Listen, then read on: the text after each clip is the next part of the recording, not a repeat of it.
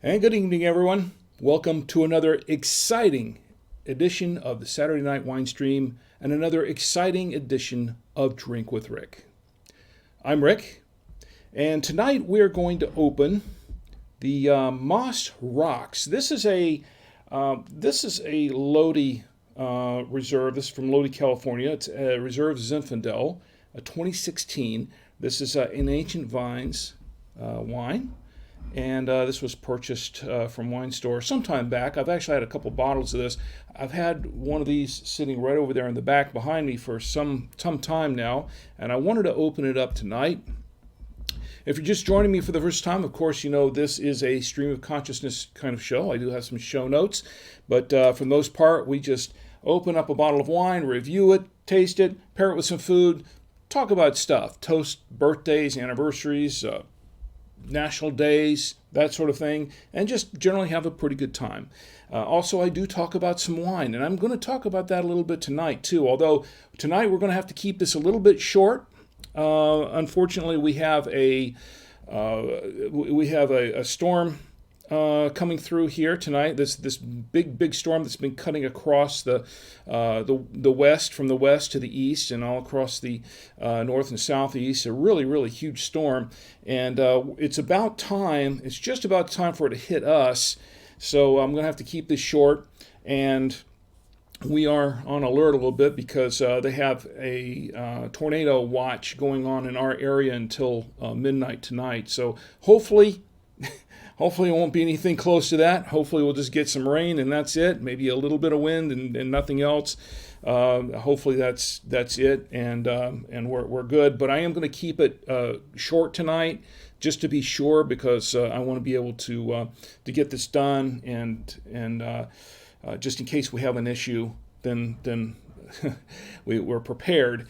And of course, to be prepared, I have my emergency radio handy, and I have an emergency walkie-talkie handy in case they need to contact me, because I am in this studio by myself, alone. Everyone else is outside, and if I get a call suddenly that we have to take cover for some reason, or we have some sort of a severe weather issue, then I'll get some sort of alert so I can cut this short and head on out the door. Anyway, so if you're just joining me, welcome. My wife Cheese in the chat. Anyone else, if you're in the chat, speak up. Tell me how you're doing, and tell me what you're drinking, or what you'd like to be drinking, or what you'd like to see me drinking. And of course, tonight we're going to open up this Moss Roxx.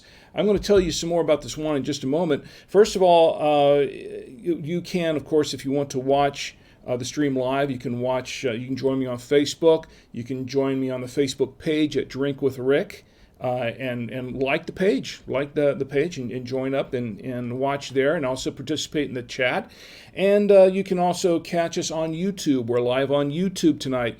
We're live on Twitch. So if you're into Twitch, you can catch us there, and we've got the chat going there as well, and I'll be checking in on the Twitch chat. I don't think there's much going on YouTube or Twitch at the moment, but we'll be checking in there. Also, we're up on Periscope, so we are tweeting this out live on Twitter, so you can tweet me on Twitter. And, of course, you can catch me at Drink with Rick. You can watch the stream live at drinkwithrick.com for the Saturday Night Wine Stream. Now, there's no chat in there right now, but you can leave comments below the post where the embed is, and I can catch up with you on that later. And, of course, you can always contact me at rick@savoyamedia.com. You can email me there. If you need to contact me for any reason whatsoever, or if you want to send me a bottle of wine to taste and review, and pair with food, then you certainly welcome to do that. So anyway, let me see who else is in the chat right now. I believe I just saw Matt show up. Matt, it's great to see you. Welcome to the chat tonight. Hope we're not going to get hammered too hard with the weather here. I'm not sure if you're right here in the neighborhood, or out and about somewhere else in Charlotte, or maybe outside the city for right now for tonight, but we're supposed to get hit with some inclement weather. So once again, we're going to try to keep this kind of short so we can be prepared for that. All right, so let me tell you about this wine. This wine is a Moss Roxx. Now this is a wine I purchased from Winestore in Blakeney, and this is from Lodi, California. This is an Ancient Vine Reserve Zinfandel. It's a 2016, and I hear this is a pretty good wine. I don't think I've ever really tried this wine. If I have, it was maybe a slight taste, and I don't I don't really recall what it was, how it was, but I've heard some good things about this wine, so we're going to check it out. And let me give you a shot of the back side of this wine. Let me see. Whoops. Let me go down to my. Here we go. And this is the back of the wine. I'm going to read this to you, so because it might be hard to read on the screen. This is Moss Roxx, Lodi, California, 2016 Ancient Vine Reserve Zinfandel, handpicked from our family's century-old vines. Moss Roxx represents the best of the Lodi Zinfandel appellation. You can find out more about this at mossroxxvineyards.com. It's grown, produced, and bottled by Moss Roxx Vineyards in Lodi, California. And there is 14.5% alcohol by volume in this 750 milliliter bottle. So that's the lowdown on this Moss Roxx. We're going to go ahead and open it. And tonight, we're going to have some foods to pair it with. Now, this is a Zinfandel, and we've chosen some foods that generally go pretty good with a Zinfandel wine. I have spaghetti and meatballs with a nice tomato sauce that was made by my lovely wife, Chi, tonight. And we had it for dinner, and it was really good. And we're going to try it with that. We also have some beef. This is a beef summer sausage. I think this is from, Hillshire Farms? Did I get that right this time? Hillshire Farms. Got some crackers to clean the palate with. And I also have, I believe what I have here is my favorite cheese from Trader Joe's, which is the Gouda, the creamy Gouda. It should go well with this. And I have a soft mozzarella. It should be okay with that. And I have some Parmesan to go on top of this. So we're going to try it with the Parmesan. The Zinfandel goes good with the Parmesan cheese, by the way. So this should pair nicely with all of that.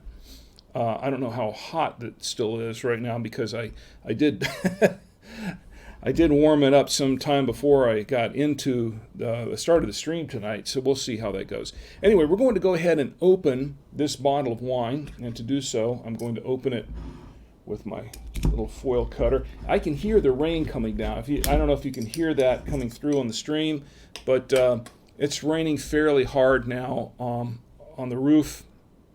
So, yeah, it's coming down pretty good. I'm going to, and just in case we have an issue, once again, I have a two-way radio here, and my son's in the next room to alert me if I have to leave the room suddenly for any reason. Let me check in with him. Tommy, this is just a test call. Can you hear me? Yeah, I can hear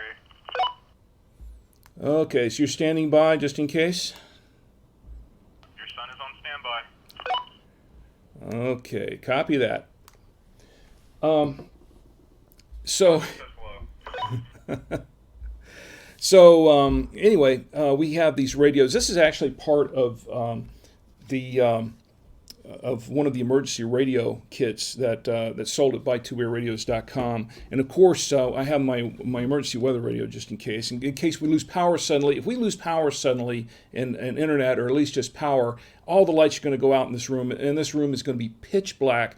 I am on a riser. I'm on a riser stage here in front of in the studio, and if it goes out, I'm not going to be able to see anything. I'm not going to be able to see where I'm going or whatever. So I have this radio handy in case I have to hit the lights to be able to see my way out the door. Otherwise, I'm kind of stuck in here. So that's so I think I'm fairly well prepared, about as prepared as I can be here. And anyway, let's go ahead and open this wine up.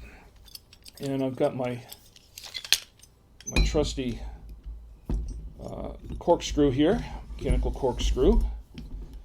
And wow, that worked really easily tonight. That's I like that. That's very, very good. And of course, to pour the wine, I've got my, almost forgot it. I have my trusty Veneto aerator from the Veneto Wine Lover set. I want to put that in there right now. Get that ready to go. And of course, too, I'm going to have to pour it into my Cooper's Hawk genuine crystal wine glass from the Cooper's Hawk Winery and Restaurant in Orlando, Florida. And let's see. Let's go ahead and pour this around. Let me get myself situated over here a little bit more. And pour this wine. We're going to pour a little bit of it. Just a little bit for starters. And let's find out a little bit more about this wine. Now, I did a little searching on the internet. Of course, it's available at Winestore, winestore-online.com. Did a little searching around, and it's apparently the prices are a little bit, they're a little all over the map. I checked the pricing on this. It goes from anywhere from $17.90. I think grapeswine.com had it for $17.99. Shopwine.com had it, or Shopwine Online, I think that's what it is. Shopwine Direct had it for $19.99. Wine Chateau for $32.97. And a couple other places had it for around $17.99 and $21.95. Now I paid, if I recall, I don't have the receipt right in front of me, but I paid 16. I think it was. Let me go double check. I think that I paid what they have on the website, which is $16.75, and that seems about right. That's about what I paid for this bottle of wine. That's what they're selling it for right now online. $16.75 for a 750 milliliter bottle, and which is, we're going to find out how that works. If that's everything is cracked up to be. We'll find out. I have seen some decent reviews on this wine in the past, so we'll see how it goes. Now on the nose, it is pretty berry, some blackberry, and I would assume it would probably smell like a Zinfandel, a typical Zinfandel. Let me go back and see what I think it's supposed to. This is 2016, and it should be somewhat oaky from what I understand. I don't smell it as being oaky, but we haven't tasted it yet. It's it smells very, very berry. Let's give it a taste here.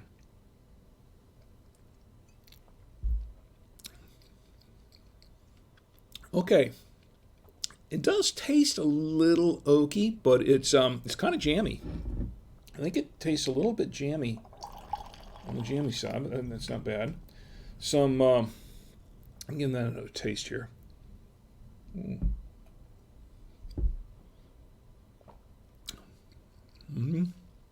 Blackberries. A hint of something else. I'm not sure. I also heard, I read somewhere where it's supposed to have be a little chocolatey, but I'm not really tasting that in here. I think on the wine store side it said notes of chocolate, but I'm not really tasting that so much. Let me see.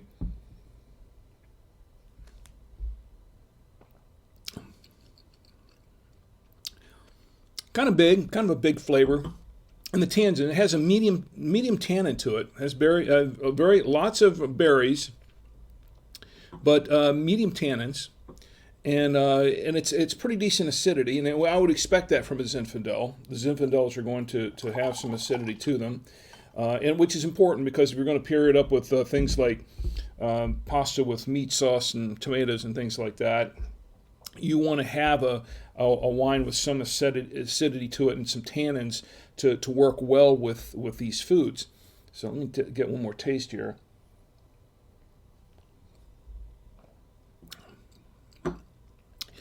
It's a fairly high alcohol content.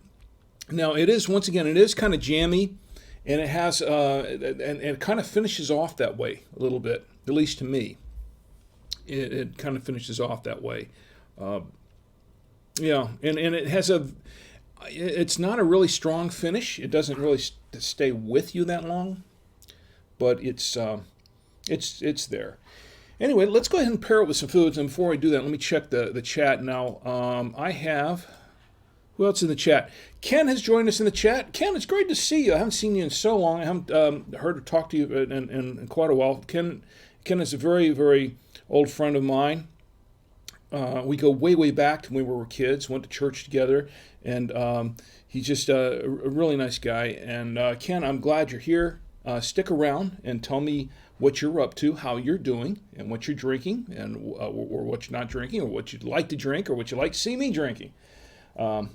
And maybe I'll try it myself. If I haven't tried it before, I'll try it myself. All right, we're going to try it right now. We're going to try pairing it with a little bit of this pasta because I've been waiting to do that. I did not have any wine with my spaghetti tonight because I was saving the wine drinking for the stream. So this is a lot. This little tiny fork is not going to do it. So we're going to go to see, I'm using this little bitty fork. This is a little hors d'oeuvre fork, and that wasn't working for this. And for spaghetti, you have to have a big fork, right? So let's get some of that spaghetti on there.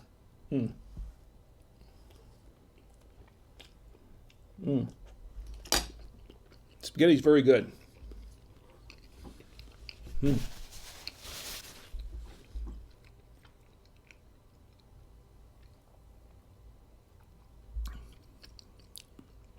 I like that. It works really well with the spaghetti. I'm not surprised because it is a Zinfandel. Tastes like a Zinfandel. It's a little bit not as much tannins as some Zinfandels have had, but it's still there. Still there. It seems like a fairly well balanced wine, and we're going to try it with a little bit of meatball and see how that works. Should work with the meatball.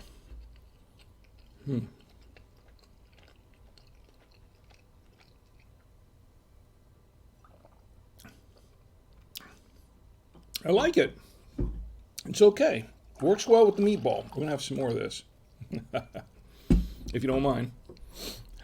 And we'll try it a little bit with the, you know what I did forget though? I forgot the Parmesan cheese. We have to have some Parmesan cheese. So I'm going to have a little bit more of this, but this time spread some Parmesan cheese on it. Needs a little more Parmesan. Oh, what the heck. I love Parmesan. Let's just dump the whole thing on there.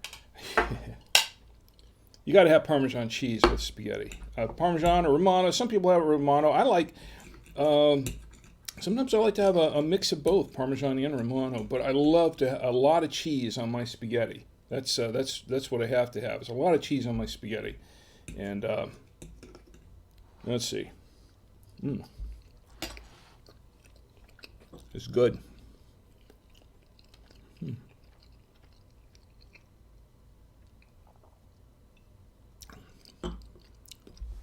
Once again, pairs very well.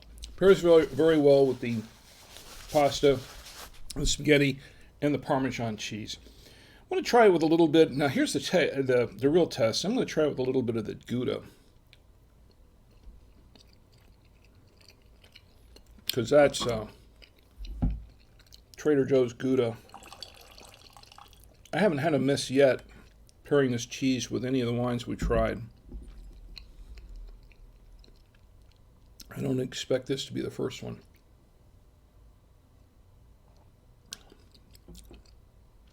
Yeah, that's good. I like it. Very good. Okay, let me have a little bit of water here to clear the palate a bit. And chat's kind of quiet tonight. Let me see anything else going. Tom Antio's in the chat. My son Tommy's in the chat. He says, perfect weather for drinking. Yeah, thanks, Tommy. I agree with you. It's perfect weather for drinking.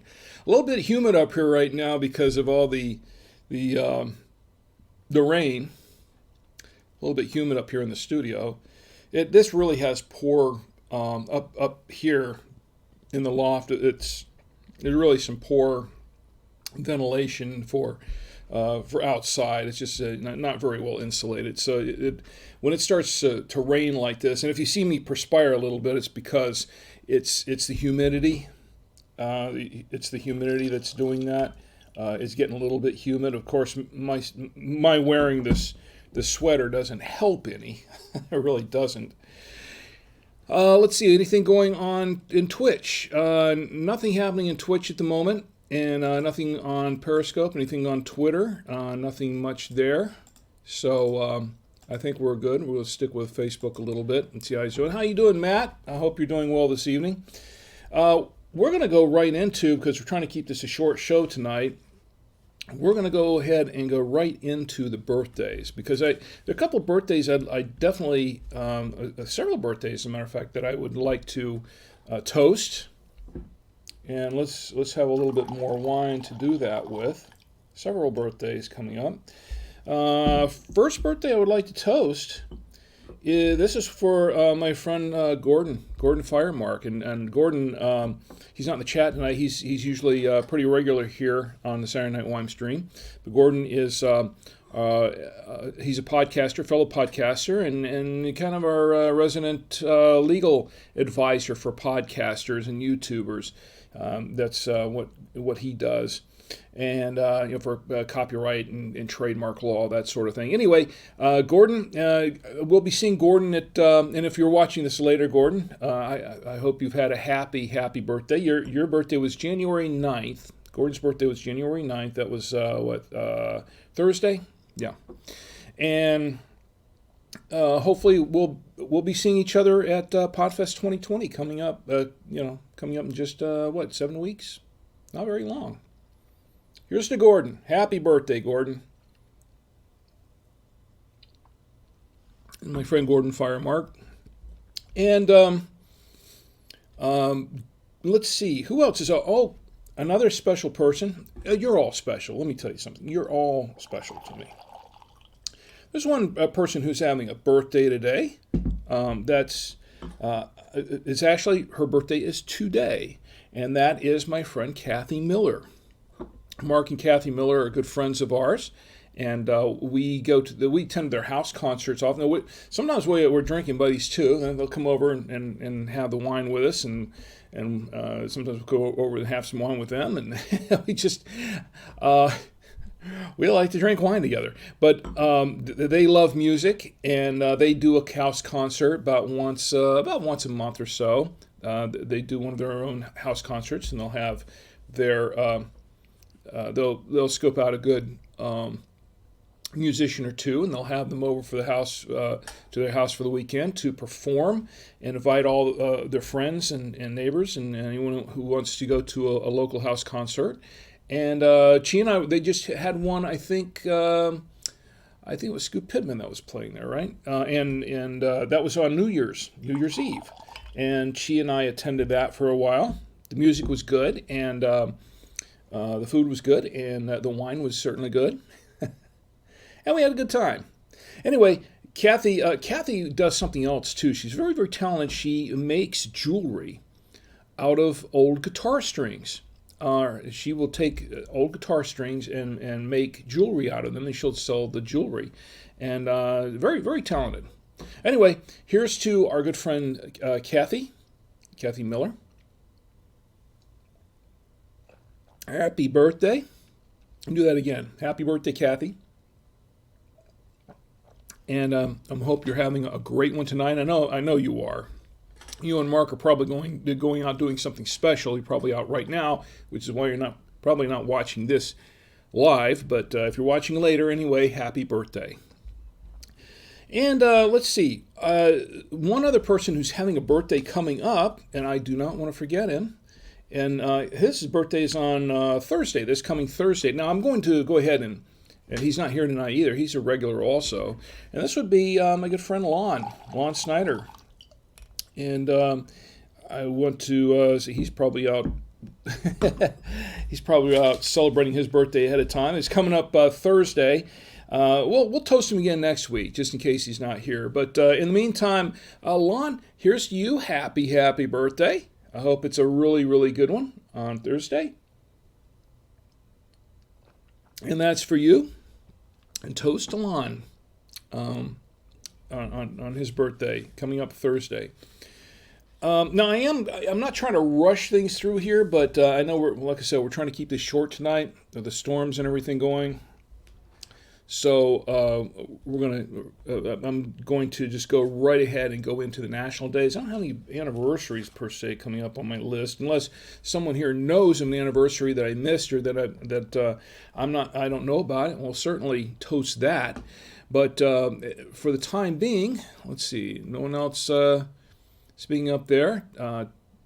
Tommy's watching me on I think we have one or two people watching on. Yeah. Someone's watching on YouTube. And what we're going to do is we're going to go right into the national days. Now, speaking of the national days, as I said last week, when I pull the national days from is from the National Day Calendar, the nationaldaycalendar.com. And that is a website where it lists all the national days out there. And the CEO of National Day Calendar is... his name, wait a minute, let me see if I've got the National Day Calendar. Yeah, I do. Okay.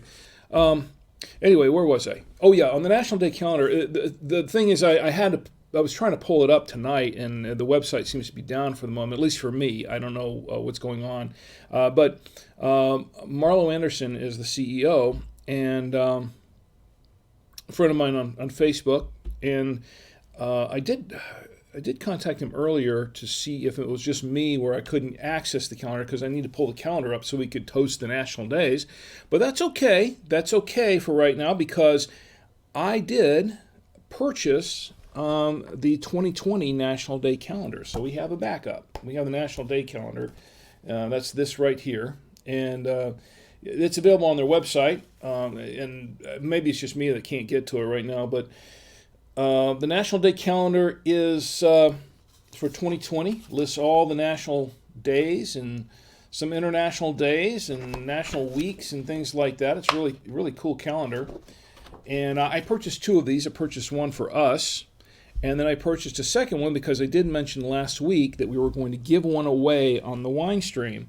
And hopefully I'd like to give one away tonight if we could. I got the second one, this one right here, which is unopened. And this is to give away to someone in the chat, on any of the chats, YouTube, Facebook, Twitch, whatever. Tonight, if someone wants to speak up and claim it, I'll give one away. I'll choose someone to give it away to, and then give it away. If not, then we'll give it away next week, and do that then. But going through the national days this week, because I like to toast the national days, and we have a lot of fun with that. And I want to give a shout out to Marlo, by the way. I kind of lost my place in my notes. That's why I was hesitating a minute ago. I sort of lost. I want to make sure I didn't skip something else that I was supposed to look at. If I seem a little discombobulated in a manner of speaking, it's because normally I wear my glasses. I've had my contacts in this week and last week, and with my contacts, it's I've got great distance vision with my contacts in, but up close I need some reading glasses for really, really up close for the contacts. Normally that's not really an issue with my glasses, but I've had the contacts in because the last week or so I've been shooting videos at work, and being on camera there, I did like a dozen tutorial videos during the week, and had the contacts in for that. So that's why I have them in now. But I don't normally wear them on the wine stream, so sometimes if I get a little sidetracked with my notes and I can't read them very well, it's because of that. Anyway, from what I can read here, yes, I think the next item here is to toast the national days. I did cover the National Day Calendar. Did I toast Marlo? Okay. Let's make a toast to Marlo Anderson, the creator, the CEO of National Day Calendar. A lot of fun. There's to Marlo. Okay, that was on my list. I just want to make sure I didn't miss that. But let's go ahead and toast the national days, if I can read them. And what I have here, first of all, is today is Arkansas Day. Arkansas Day. Should we toast Arkansas Day? Why not? It's one of the 50 states, so let's toast Arkansas Day. Here's the National Arkansas Day. That's the Arkansas Day. I'm taking small sips. I don't want to overdo this. And today is also Human Trafficking Awareness Day. And you know, I didn't realize just how big of a problem that was in the United States. I always thought, I've heard of human trafficking. When I was younger, it was like, yeah, it's something that happened in other countries and things like that. But I never really knew that it was really an issue here in the United States. But it is, and a much bigger issue than you'd think. Scary stuff, really scary stuff. And I just and the thing is, I've heard. Now, I don't know how true this is because we happen to live in the state, but apparently North Carolina has a major problem with human trafficking. It's just unbelievable to me, just how much evil there is in the world. It's just unbelievable. But here's to Human Trafficking Awareness Day, to be aware of that sort of thing. Today is also Milk Day. Milk Day. It's been a while since I've had any milk. I can't say that I'm really lactose intolerant anymore. As I get older, it seems like I just can't really drink milk anymore. I used to have it with my cereal. I haven't had a glass of milk by itself, except maybe chocolate milk in years. I haven't done that in years, but it's been a while. And ice cream, I used to be able to eat ice cream, for dairy products. But I don't do that much anymore either. I'm trying to watch my weight for one thing, but then another reason is because it's just I sort of have to be in the mood to have some ice cream, and a lot of times I don't know, it's just not as appealing to me anymore as it was. Every once in a while, I get a craving for it, and I'll say, if we're out and about, we're visiting someplace, like we're up at Boone or something, and we go to the ice cream shop there, and they have great ice cream, then I'll have an ice cream. But as a general rule, it's not something that I have regularly or something that I really desire regularly at all. But cheese, I love cheese, and that's a dairy product, and maybe I love cheese a little too much. You can tell from the Parmesan. But what I did with the Parmesan a few minutes ago. But, I do love cheese, and cheese goes great with wine. Some cheeses go great with wine, and some go better with some wines than others. And you got to pair the cheese up, the right cheese with the right wine, of course. But here's to National Milk Day. To Milk Day, we'll drink to that. Okay. It's also Step in a Puddle and Splash Your Friends Day. Today is Step in a Puddle and Splash Your Friends Day. Now, tonight, we're having the perfect weather for that because I'm pretty sure we have quite a few large puddles out there at the moment. We're getting hit with some pretty serious weather. So actually, it sounds like the rain stopped or subsided somewhat for the moment, but from what I hear, it's going to be going on for a little while. But here's to Step in a Puddle and Splash Your Friends Day. Personally, I don't know if I would do that. I mean, it just seems kind of mean, doesn't it? It does. I mean, you're friends and you want to step in a puddle and splash your friends. Well, I'll drink to that, whatever. And today is Vision Board Day. I'm not really sure exactly what that is all about, but we'll drink to that, whatever. Now, tomorrow, which is Sunday, the 12th, January 12th, 2020, is Curried Chicken Day. Do you like curried chicken? I haven't really had curried chicken in a long time, and I'm not really a big fan of curried foods and curry, that sort of thing. It's not that I don't like it. It's just I'm not real crazy about it. So some people, they love curried chicken or curry just about anything, I guess, that they can eat with curry in it. I don't know. You can toast curried chicken day. That's okay. You can toast it if you want. I think I'll skip that one. There's Kiss a Ginger Day. You know anyone who's a ginger?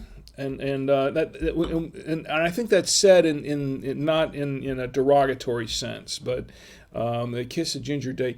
I yeah, I don't think my wife would let me do that, so I don't really know. Knowing that I could kiss anyway. So Kiss a Ginger Day. If you got to be careful about that. Some wouldn't necessarily want you to just go up there and kiss them. That's that could be.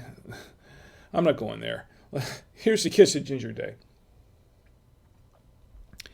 Marzipan Day. It's marzipan. I like marzipan. Yeah, I drink to Marzipan Day. And tomorrow is Pharmacist Day. Pharmacist Day. I know pharmacists. I've known a few pharmacists. My dad was a pharmacist. That was his career choice. He became a pharmacist and he attended in Gainesville. He attended the University of Florida. He was a Florida Gator, and he from there when he got his degree, he opened a store in Salisbury, North Carolina. He opened a pharmacy there, a drugstore. One of the last of the old 50s, 60s style drugstores that were around at the time, with a soda shop and that sort of thing. And he did that for, I don't know, about 10 years or so, about 9 years. And then he closed that up when primarily what happened was a lot of the big chain stores just came in and pushed all the little mom and pop drugstores out. And he was he held on as long as he could, but he was one of the last in the area in Salisbury. Well, he's one of the few in Salisbury that went out, and I think there was maybe one left when he got out of it, and then he went to work for one of the large chains after that, because of the chains basically just put them all out of business. And he had a friend of his that still was in the business and hung in there for a while. But I just remember that I really enjoyed where I worked there a little bit when I was a kid. When I was about 10 years old, 9 or 10 years old, I would go in and work the soda fountain sometimes on the weekends and wash the pill bottles and that sort of thing. It was very, very, it was kind of fun. But that's what he was. He was a pharmacist. I've known other people who became pharmacists. I think there's at least one cousin of mine who became a pharmacist, followed in my father's footsteps in that respect. And anyway, here's to Pharmacist Day. And tomorrow's also Sunday Supper Day. Seriously, January 12th is Sunday Supper Day. I mean, come on, isn't every Sunday a Sunday Supper Day? Who doesn't eat a Sunday supper on every Sunday, right? But I like Sunday suppers. I mean, yeah, of course. I like to eat every day. There's a Sunday Supper Day. I'll drink to that. Monday is Clean Off Your Desk Day. So if you're planning to go to work Monday, apparently that's one of the tasks you have to do in early January is clean off your desk. I have to do that. I have to clean up my whole office. My office is kind of a mess. I've collected, I have a whole bunch of radios in the back and down the floor and off to the side. And I've got a lot of stuff, papers and files that have to be cleaned out and refiled and stuff like that. I've got a lot of other stuff on my desk that's just kind of all over the place. And I have a fair-sized desk, but it's just stuff all over it. And I definitely need to clean off my desk when I come in Monday morning. Definitely. I think my whole office is kind of a mess. I need to reorganize a little bit. So I think I'll probably, at least for a little while, since I finished shooting my videos for last week. I know I have some more stuff to do for videos and things next week, and we have some podcasts and things to do, and some articles to write for the blogs. But I think probably an early task I'll do when I come in Sunday morning is just kind of do a little bit of cleaning for the new year and get myself organized and clean off my desk. So here's to clean off your desk day. Monday's also Korean American Day, and Peach Melba Day, and Rubber Ducky Day. Anybody have a rubber ducky? I had one when I was a kid. Didn't every kid have a rubber ducky to play with in the bath? I think we had a couple of them when I was a kid. It's also Stephen Foster Memorial Day, and if you don't know who Stephen Foster is, he is... It's a National Memorial Day for January 13th. It commemorates Stephen Foster, who was a musician, a composer. He was a composer. He composed hundreds of very popular songs, and he was born in Pennsylvania, I think, in 1826. He's often considered America's first composer. He's everyone's had their composers, for all the other countries have had their composers, and Stephen Foster is considered America's first composer. So here's the Stephen Foster Day.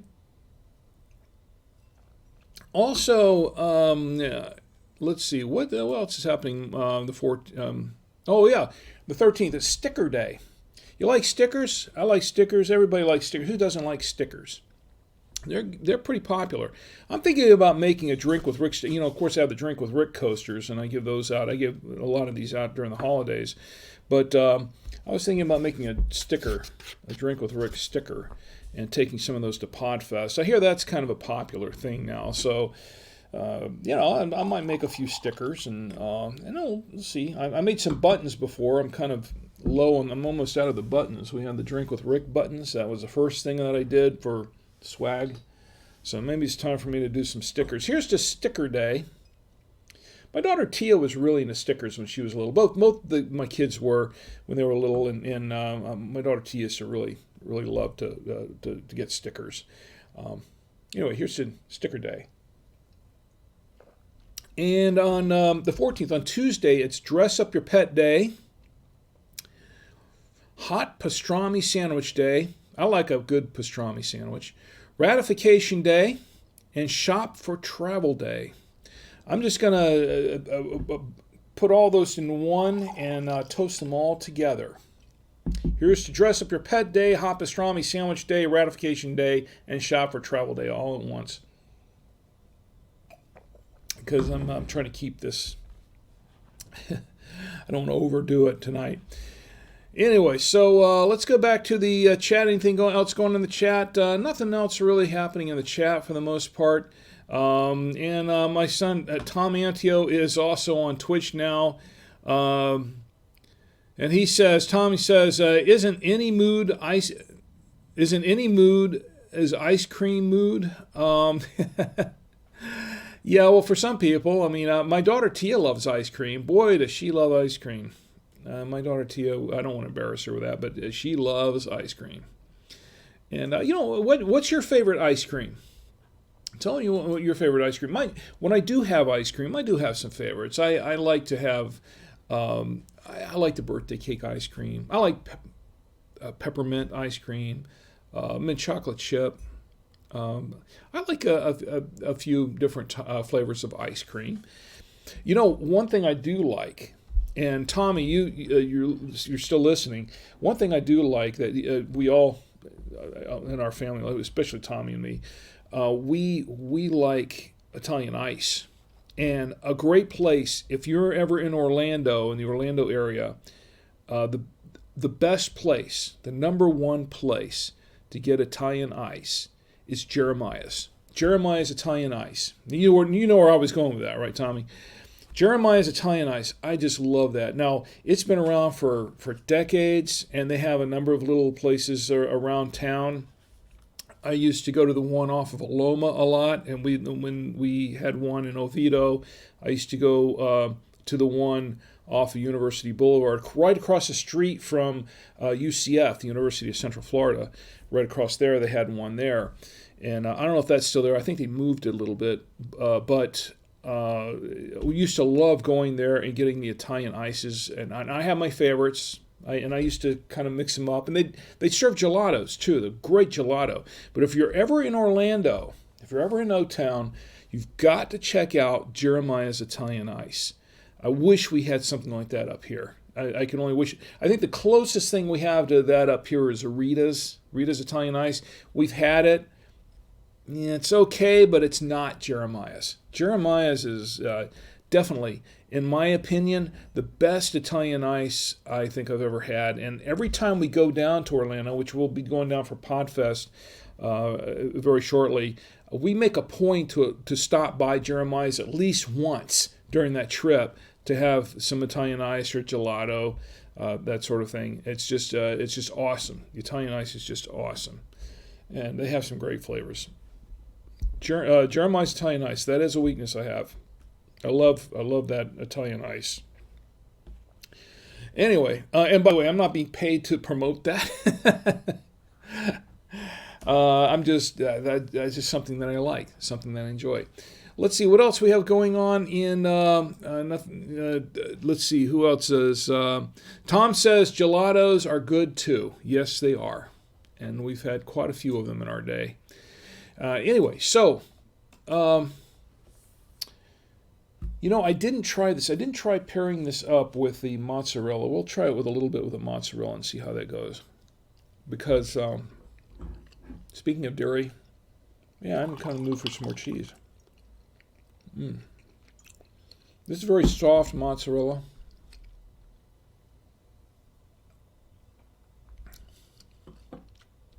It's okay. I like it better with the Gouda, and I like it better with the Parmesan. The Parmesan is really good with the Parmesan.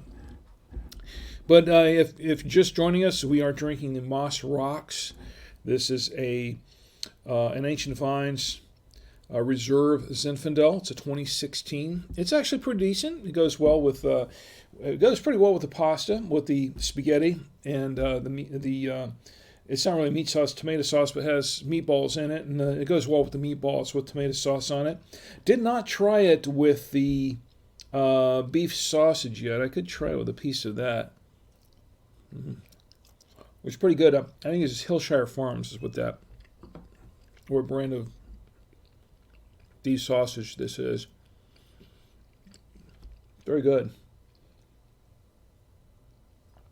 A little spicy. Yeah, I like that. And the thing is with the Zinfandel, with the tannins and the acidity, you want something that's going to pair with that has some acidity to it. And maybe a little bit spicier, something like not too spicy. You don't want to go too spicy on that, but something like the beef summer sausage would be okay. A smoked cheddar. I don't have any smoked cheddar out here tonight, but that would go good with the Zinfandel. And we've had a few Zins that we tried that with in the past. Pretty decent. We're going to. I think we're going to cut this a little bit short tonight once again because of the storms and things. It sounds like it's quieted down outside a little bit, but I don't want to push my luck on that.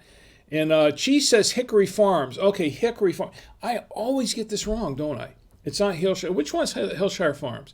Okay, you said Hickory Farms. This is Hickory Farms. Every week I get this mixed up. Okay. So there's Pepperidge Farms. That's for the cookies.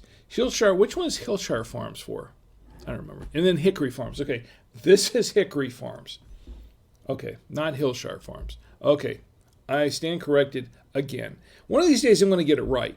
Hickory Farms. Hillshire Farms. Which one's Hillshire Farms? Hickory Farm. It's one of those farms. It came from a farm somewhere. It came from one of those farms. I don't know which one, but it was one of them. So anyway, that's almost all I have, except for a couple of things. I wanted to tonight I was supposed to follow up on what I started last week. We're doing a 3 or 4 part series on wine presentation of wines, and how it's important in marketing these wines, and why you kind of have to sort of be aware of that sort of thing when you're buying wine. I'm not going to go too far into it because like I said, we're kind of cutting this short tonight, but I do want to touch on a little bit. If you remember last week, if you're watching the stream last week, you remember last week, we did, I was showing you an example of good presentation and poor presentation. It was sort of a preamble to what I wanted to talk about with the wines. And when let's see if I can pull that up for just a minute. This is an example of good presentation. This was one of the examples I used. I used several. But there's this perfect hamburger, homemade hamburger, looks great. And then, of course, you go into, say, the local fast food store, and they've got pictures that look sort of like this of their burgers all over the walls. But then when you actually get your burger and you open it up, it looks a little bit more like this, which is what happened to me last time we went to the burger place that's in the photo there, and it was very, very disappointing. Now, what I was getting at with this is that presentation is key. If you're trying to sell a product, any product, presentation is very, very important. And because it forces you to use, more than just your sense of, with the burger, you're obviously using your sense of taste and your sense of touch and your sense of smell, but your sense of vision. A good deal of the time, people have their minds made up when they see something. They already have their minds made up before they tasted it as to whether or not it's going to taste good or whether or not it's going to be any good. So there's a prejudgment there. And so that's why why presentation is so important, because you want to make it look as good as possible so that when a person opens up the box, they won't be disappointed, or at least it will meet their expectations, even if the product isn't what they expect or what they think it's going to be. Now, I counter this too in my job. Of course, I use another example. I use the example that Apple has understood that for a long, long time. Steve Jobs knew that early on. He knew how important presentation was, so he made his products, and his products weren't necessarily. I know the Apple fanboys will crucify me for saying this, but the Apple products are not necessarily any better than any other products. It's just that because the presentation is there, your expectations has been set that it's going to be better. And when you have that customer experience where you're opening the box, the open box experience, and it's a really, really good one, then your expectations have already been set. And so no matter what the product is, when you get that product, it's special. It's special to you. And there's a lot to that. It's psychological. Now, I'm not saying the Apple products are no good. And I went through that last week. I'm not going to go through that again. They're good products. But what I'm trying to tell you is that presentation for any product is key. Now, another example of I guess, mediocre presentation is with the Midland radios. And this is a Midland radio here. We sell the Midland radios at work, and one of the things that I was disappointed in when, because now this is great because these come in a really, really nice package.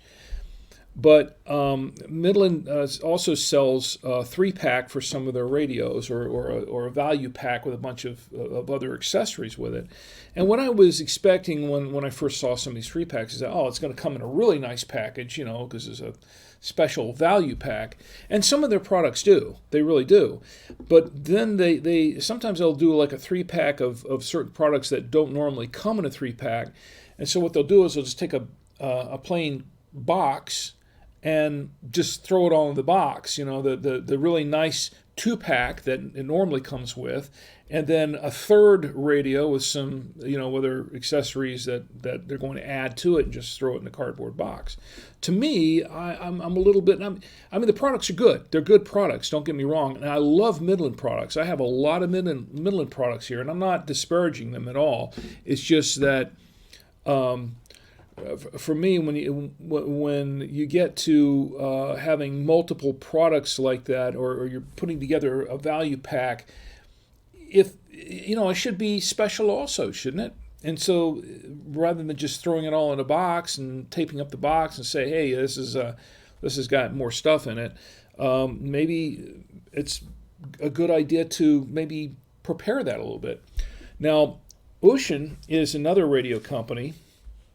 And Ocean, they do something really, really nice with a couple of their radios. And Tommy has one of them, as a matter of fact, that they packaged up really nice. They have their radios that they sell in a regular box, and I think I have one of those boxes up in the back. You probably can't really see it too well.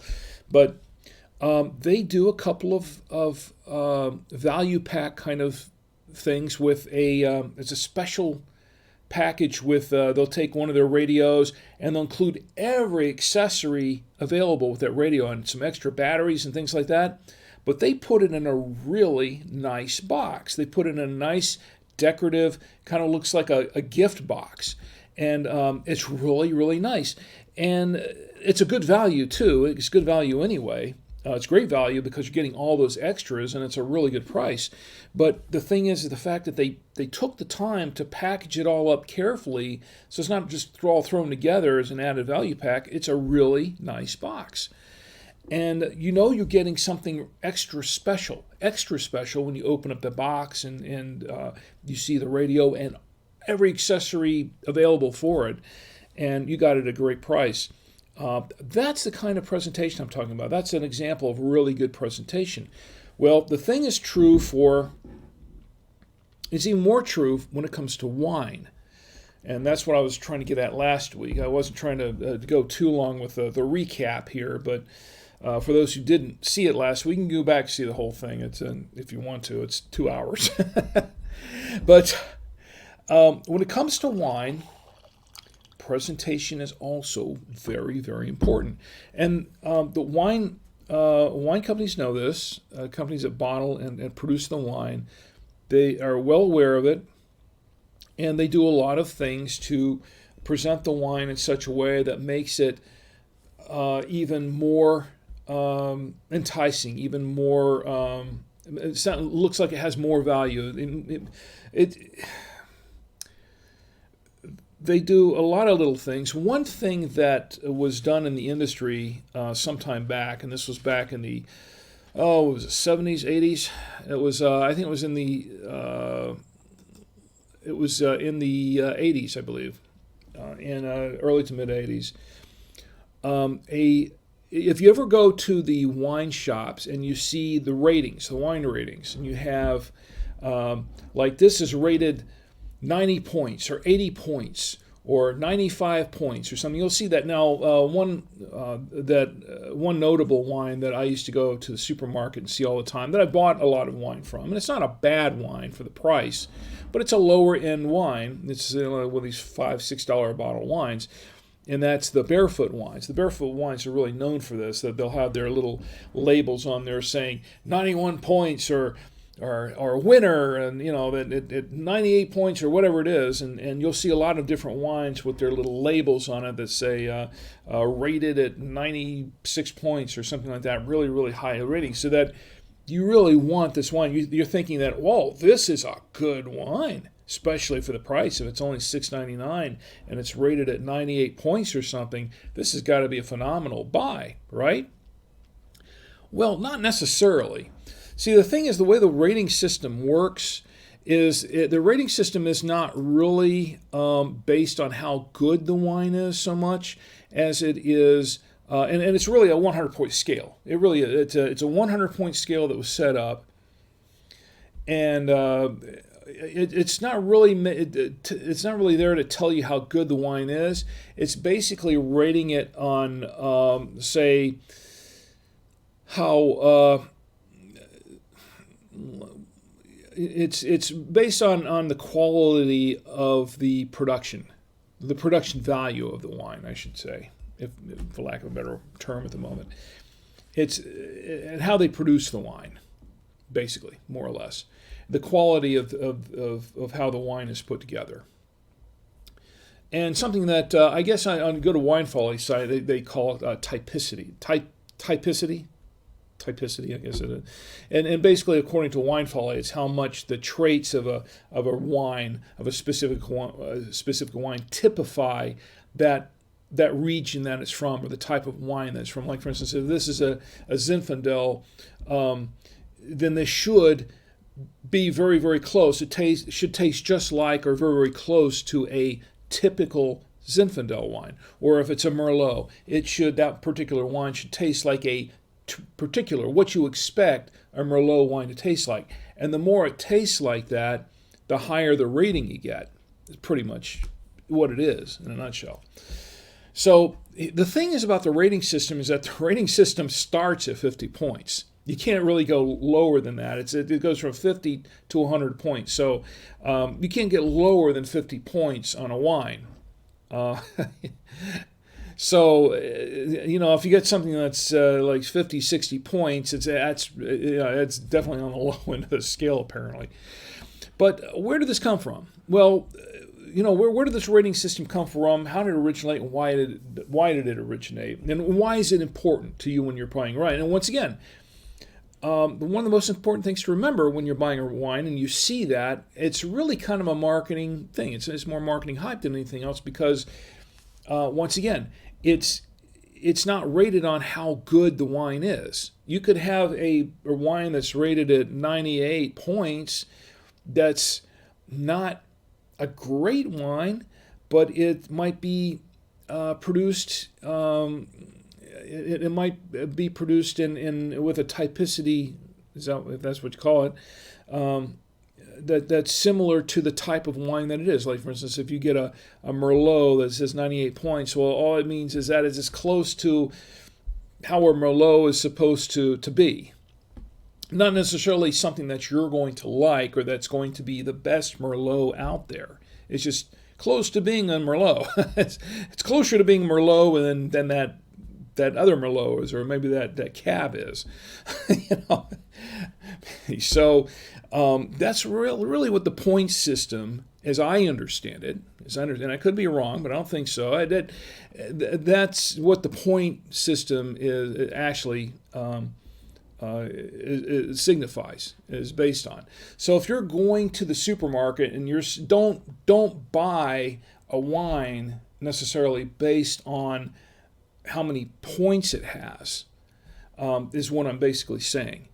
And I've said stuff like this before, but even more so now. Don't base your wine purchases just because it says it's 95% or 97% or 97 rated 97%. Don't necessarily buy the wine just because of that, because it's really more marketing hype. It really is.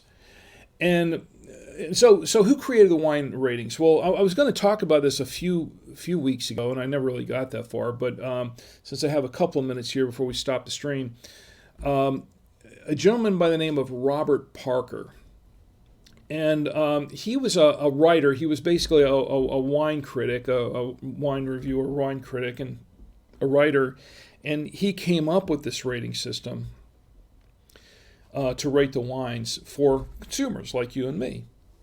And he's one of the most recognized, one of the most well-known wine critics out there, and he's pretty well respected in a lot of circles as a wine critic. So he came up with this thing back in the 80s, and so this system was widely adopted, especially by American wine companies here in the United States, and it's basically today it's basically the standard scale for rating wines now, and that's pretty much it in a nutshell. But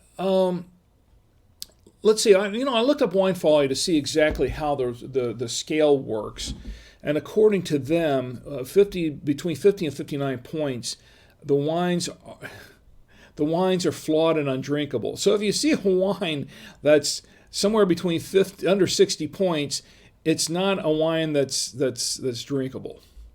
60 to 69, you've got flawed wines. They're not recommended, but you can drink them. That sounds kind of like I don't know, a $2 chuck. I don't see the ratings on the $2 chuck, but I can imagine that if you if you're Robert Shaw and your wine is rated to between 60 and 69 points, you're probably not going to put that on the wine bottle. So which is why you don't generally see them on the wine bottles. 70 to 79, according to Wine Folly, I'm reading from their website now. 70 to 79 wines are flawed and taste average. Average taste of wine. 80 to 84 wines are above average to good. 85 to 90 wines are good to very good. 90 to 94 wines are superior to exceptional. And 95 to 100 wines are benchmark examples or classic wines. Now, I have my own thoughts on that, my own opinions, because I've drunk a lot of wine in my day, and I have my own opinions on what is considered superior, exceptional, or classic, and they may not be what the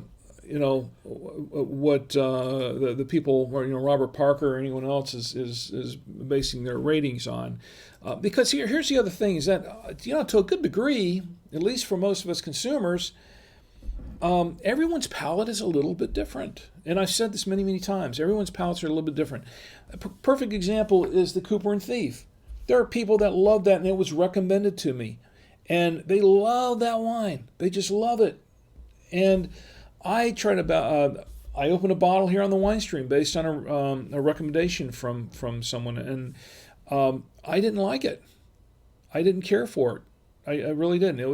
In fact, I didn't finish the bottle, as far as I recall. Though then there were a couple of these bottles that I took the next day and dumped a couple of them down the sink. I think that was one of them. So there've been a couple that I've done that here since I started the Wine Stream. Not too many, but there have been a couple that I've done that with. And it was not to my taste. Now, it was probably not, I'm sure it was not a bad wine. A lot of people really like that wine, but it was not for me. I didn't like it. And to me, I would have given, that's one of those wines that I would have given if I was rating the wine. If I was Robert Parker, and I'm not, but if I was rating the wines, that would be one that would get a 59. No, I wouldn't be that mean. I'd say I'd give it a 65, which is just below, not recommended, but drinkable. To be honest, I didn't care for it. I didn't. So, but see, that's me. That's my personal preference for wine. Or that was not my personal preference for wine, I should say. Everyone's palate's a little bit different. So what you might think is, or maybe what Robert Parker might think is 95 to 100, an example of a classic or maybe an exceptional wine, you might not like it at all. Or you might think it's only marginal. You might give it say a 79 or an 85. Or something like that, where he might give it a 95 to 100. Everyone's palate is a little bit different. And that's one of the little tricks about this is in the wine industry is that critics, you can't necessarily trust all the wine critics because their palates are different too. So what one critic said is a great wine, another critic might not agree with. So like I said, don't go by the wine ratings on these wines. It's there. To me, personally, I think it's there really more as a marketing gimmick than anything else. And I would say base your wines on, go by recommendations from other people to a point because their palates are going to be different. I wouldn't buy a recommendation. I didn't like that wine, but I have had other recommendations from wines. This was one of them, and it has turned out to be a pretty decent recommendation. So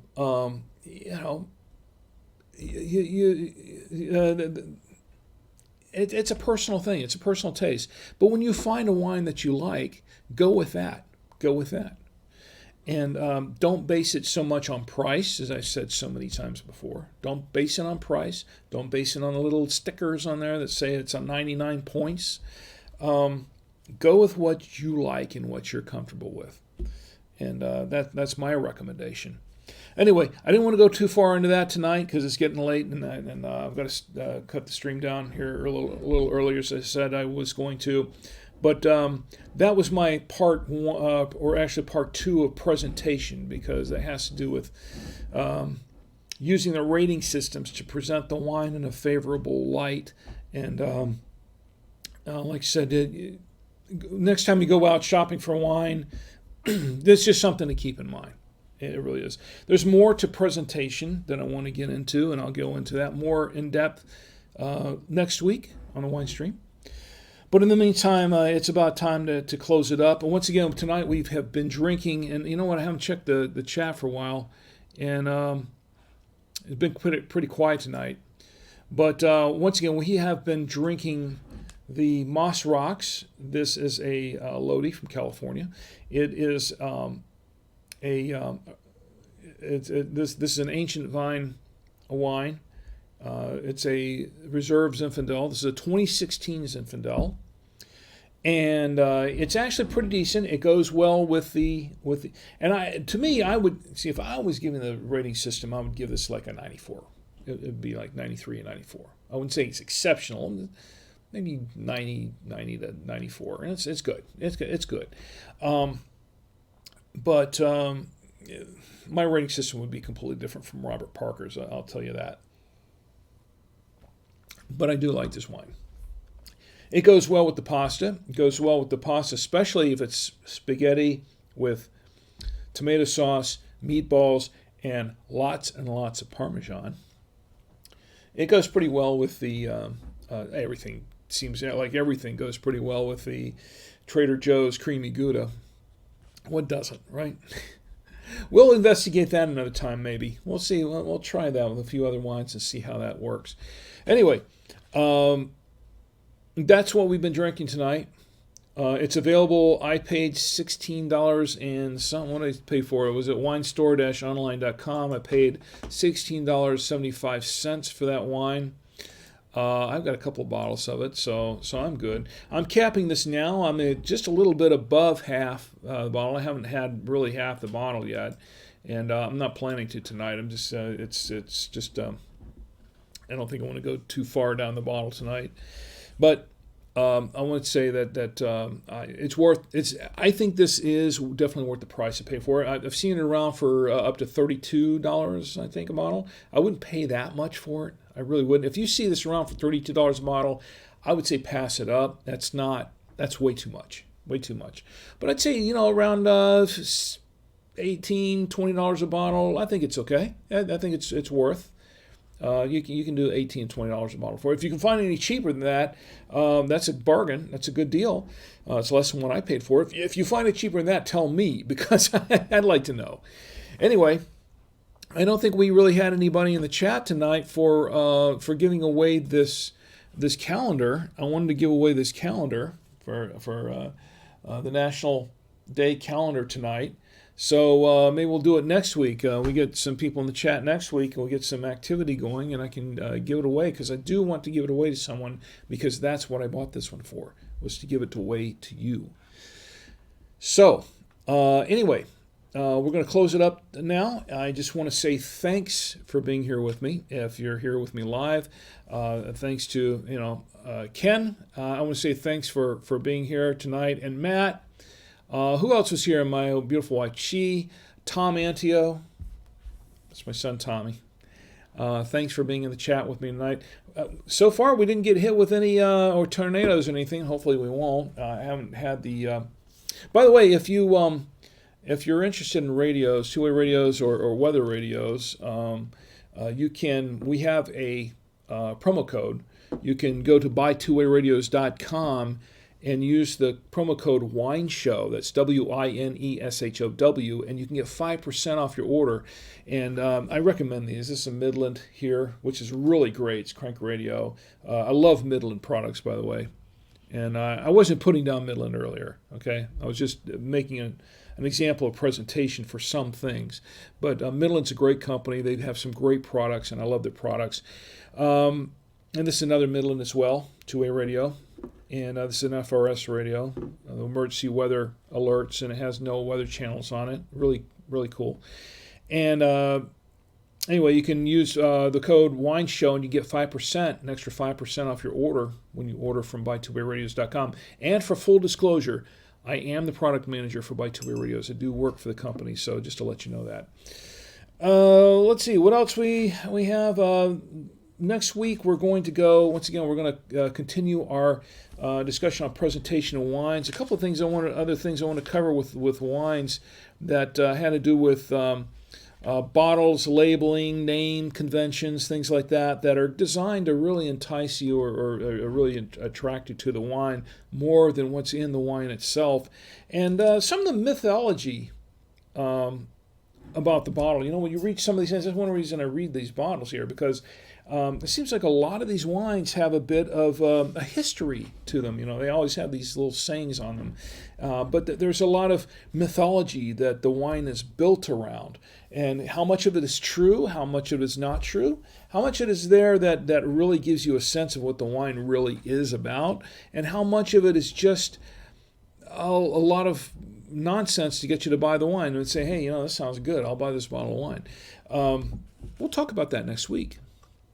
Anyway, until then, I want to say thank you for joining me. Thank you for being here tonight on the Saturday Night Wine Stream. You, of course, if you want to reach me later on, you can contact me at rick@savoymedia.com. That's rick at SAVOYAMEDIA.com. You can catch the wine stream later after the fact, of course, on YouTube at Drink with Rick, also on Facebook. Facebook page, Drink with Rick. You can catch it at drinkwithrick.com. Just go directly to drinkwithrick.com. You can watch it there. Also, the podcast. Podcast goes out every Monday night at 10 p.m. Eastern Time. And you can hear the podcast. If you can't watch it, if you can't watch the stream later, the video, you can also hear the podcast at your leisure. And you can do that at drinkwithrick.com. We're also on Apple Podcasts, Google Podcasts, iHeartRadio, Spotify, TuneIn, everywhere where you can find podcasts pretty much. You can get Drink with Rick, including your smart speaker. You know, if you have an Amazon Echo or Google Home smart speaker, you can hear it there as well. Anyway, I want to thank you for being with me here tonight. My name is Rick. This is Drink with Rick. I want to remind everybody, please don't drink and drive. Drink responsibly. This wine is meant to be savored and enjoyed. It's not, this isn't Drunk with Rick, okay? This is Drink with Rick. Please do not drink and drive. Please do not text and drive. That is a pet peeve of mine. I've said so many times, do not text and drive. I want everybody to have a great week, and I want everyone to have a safe week. Please have a safe week. Have a great week. So you can join me here again next week on the Saturday Night Wine Stream, and we can all get together and drink with Rick. Good night.